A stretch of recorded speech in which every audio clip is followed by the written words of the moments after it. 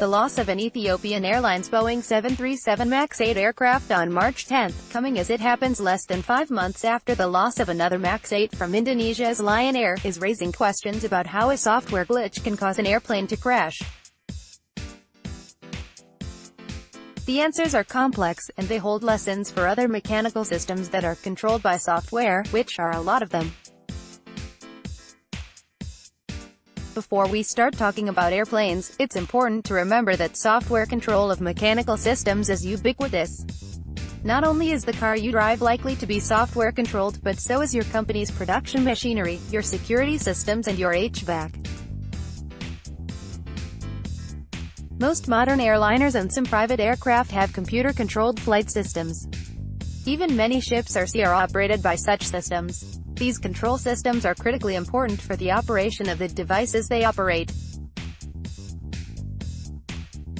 In many cases, some systems such as in manufacturing simply couldn't operate without it.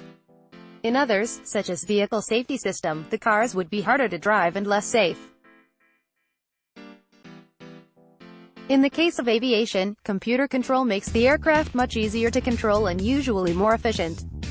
In the case of some aircraft, including the Air Force's F-16 made by General Dynamics and the Northrop Grumman B-2 bomber, the planes are not even flyable without computer control. What fly-by-wire means? This brings us to airliners.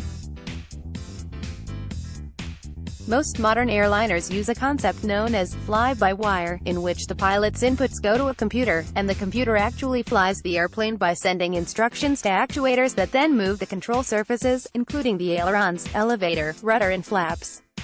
The flight control computers also use input from sensors to confirm that the pilot is flying safely. For example, the fly-by-wire system on an airliner will be aware of the aircraft's speed through the air, the thrust produced by its engines, the angle of attack, which is the angle that the wings are meeting the oncoming air, and even the aircraft loading, along with a number of other factors. Say if the pilot tries to do something unwise, such as pulling the nose of the airplane up to gain altitude without increasing power or lift, the airplane will either provide a warning, or it will simply refuse to do it.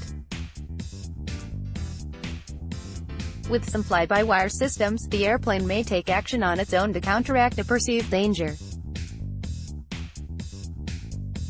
Exactly how these actions are taken depend on how the software that operates the aircraft is programmed, including how much authority it's given to control the airplane. Some aircraft makers give ultimate control to the pilot, while others give it to the computer. In addition, in some airplanes the flight control computers take care of everything, in some it's only partial, and in some the fly-by-wire only controls a few things, and a computer may not be a major component. The Airbus A320 series of airliners uses a full fly-by-wire control system. The pilot moves a joystick located to the side of the control position, which sends the commands to the flight computer, which then flies the airplane. Current Airbus aircraft are quite safe, and the control systems are evolved since an early failure in 1988 caused a crash during an air show. In that case, the pilot did not have the authority he needed to prevent the crash. Boeing's approach to ultimate control by contrast, Boeing designs its planes so that the pilot retains ultimate authority, and while the flight control systems will provide warnings such as by shaking the control yoke shortly before a stall, the pilot can override those warnings.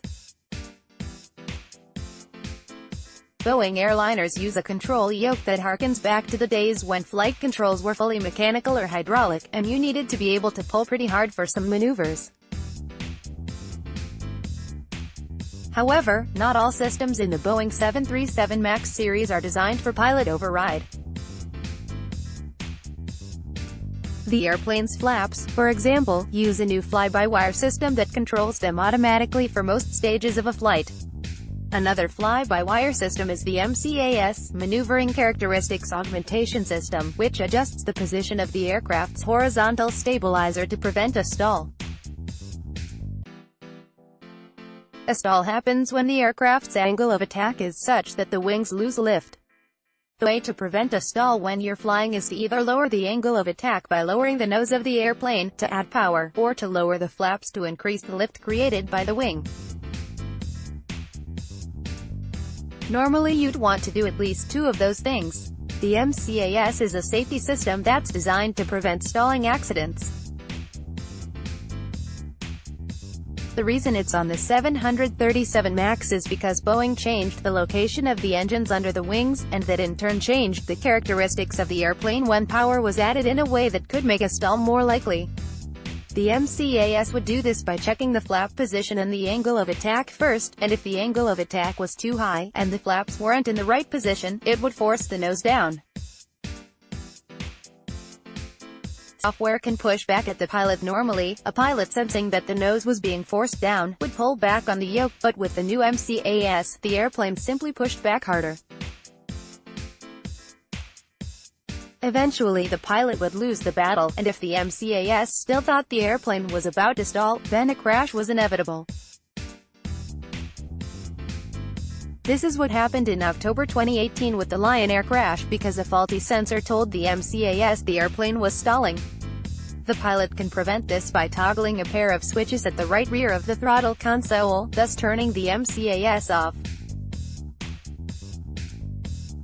But pilots have reported not being told of this, and apparently many have not had training in that action. As I'm writing this, we don't know if the same thing happened to the Ethiopian Airlines MAX 8 because the various authorities haven't completed reading the flight data and flight voice recorders. At least one witness has reported seeing a trail of smoke following the plane as it went down, which could indicate a terrorist attack in an area where terrorist activity has happened in next-door Somalia. What's important here is to remember that there may be circumstances in which your automated systems go awry. This can happen with faulty sensors, a computer glitch, programming error or human intervention. While it's impossible to account for every possibility, it might be a good idea to design in redundancy and to design in a means of overriding the actions of the control systems if they're not reacting properly for whatever reason. Lots of reasons for system failures. This doesn't even need to be computer related. Air Force drones have crashed because of loose wires. It also can strike closer to home. I was flying along the lower Potomac River one gorgeous sunny afternoon, when I struck severe clear air turbulence that knocked out my aircraft's electrical system. I lost my radios, navigation and even my flaps.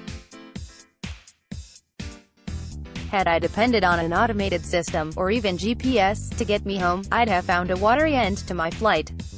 But I know how to fly, I knew the area, and I flew the old-fashioned way with a compass to reach my home airport in Manassas, VA. With no flaps, I landed pretty hot, but I had 8,000 feet of runway ahead, so a manual approach worked just fine. Sometimes, you need a manual fallback, and in addition, you need training in how to use it. Training is what was missing with the first MAX 8 loss, along with what could be ill-chosen authority settings in the software.